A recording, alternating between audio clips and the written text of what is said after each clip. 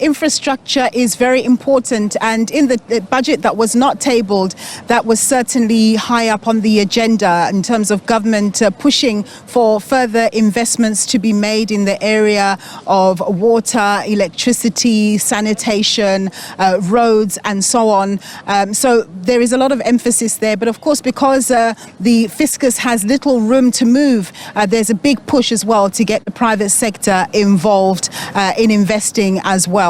But anyway, I am joined by Sean Tennyson. He is the founder of Property Point. He's passionate about small business. He is a small business himself and has a number of views on this. Thank you so much, Sean, for joining us. So let's talk about the VAT first. Obviously, that 2 percentage point increase is not going to happen. Hence, we are here where we are today because the budget could not be tabled. But we are hearing that there's a possibility that there's still a push to raise VAT by some margin, whether it's 0.75 percentage points or 1 percentage point, whatever that the case may be. Should that happen and it's approved by Parliament, what are your views about it and the kind of impact it will have on the small business sector and the wider economy? Yes, we're all in agreement with the fact that an increase of VAT in any form will have a huge impact on the consumer on the ground, but specifically also small businesses, where we see that it will have an increase in the cost of doing business. The knock-on effect is their workers will want increased wages. A small business cannot afford that in this point in time in this economy. You also have they have pressures on their cash flow. And the increase in demand of just the cost. So your margins are quite low, and that knock-on effect is something that we cannot afford. Small businesses are the drivers for employment in the country. We need policies coming out of the budget speech that's going to drive employment creation, specifically for youth. Going towards an increase with VAT is not going to be positive for that sector. Yeah. So what are your expectations? What would you like the finance minister to speak to directly when it comes to supporting SMEs? Because we've often heard that a lack of financing is a big barrier. But of course, it's not just finance that's important for SMEs. Yes, I think when we see and look at the minister's previous budget speech, there's been no concrete support towards SMMEs. Yes, the president has said it in the sonas, the minister has alluded to it, but in terms of the reality on the ground, we've not seen tax reforms that support small business ability to do more business. All the tax reforms that has been put in place over the past couple of years has been an additional burden for small businesses.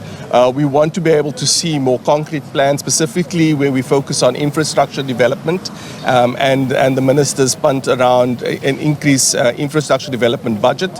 What role will small businesses be able to play in that in order to stimulate economic growth, but also in order to stimulate employment? And then specifically also employment creation initiatives, where small businesses are able to ensure that they create youth employment in the country where it's so much needed. And then also the ability to reduce red tape.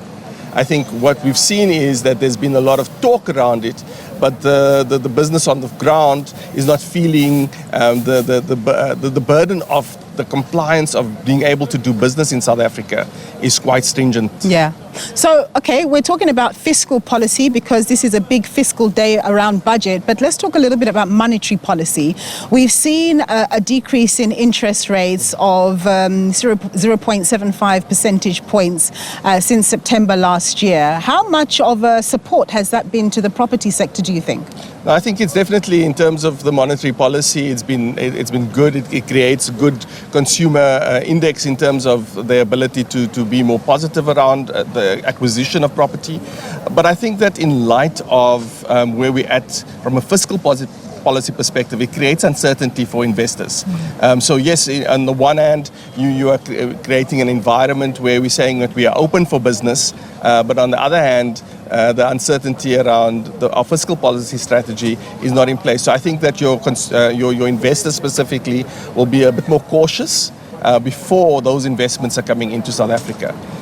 But I think any relief, such as a decrease in interest rate, has been welcomed in the economy. Yeah. And lastly, what are your confidence levels right now, Sean? I mean, you've been in the game for a long time. This is what has happened here is really quite unprecedented, a situation where we're having to wait for a budget in March when it should have been tabled in February. But quite apart from that, load shedding coming in every now and again after, a full more than 10 months of no load shedding. What's your sense of optimism around the economy being able to move forward?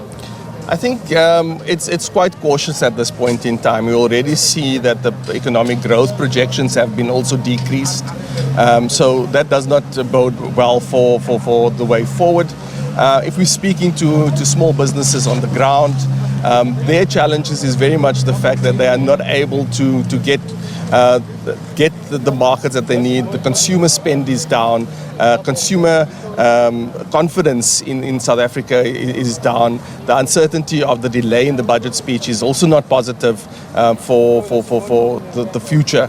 So what we want to be able to see is how can we just stimulate activity, job growth, access to finance, reduction in red tape that will provide good indicators for growth going forward. All right, Sean, thank you so much for speaking to us. That was Sean Tennyson. He's the founder of Property Point, speaking to a number of issues that affect the SME sector. There's a lot going on behind us. This is a work in progress.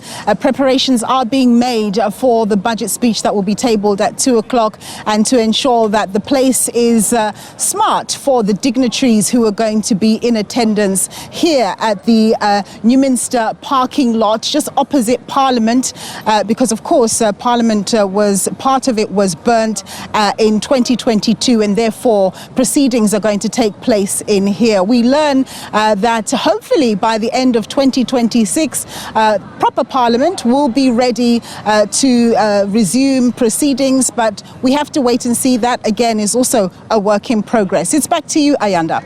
So much still in the air, perhaps a sign of the times we're in. Nompumelelo Siziba, thanks very much indeed. Nompu is part of our team, of course, in Cape Town. As we cautiously count down to 2 o'clock this afternoon, that's when we expect this revised budget to finally be tabled.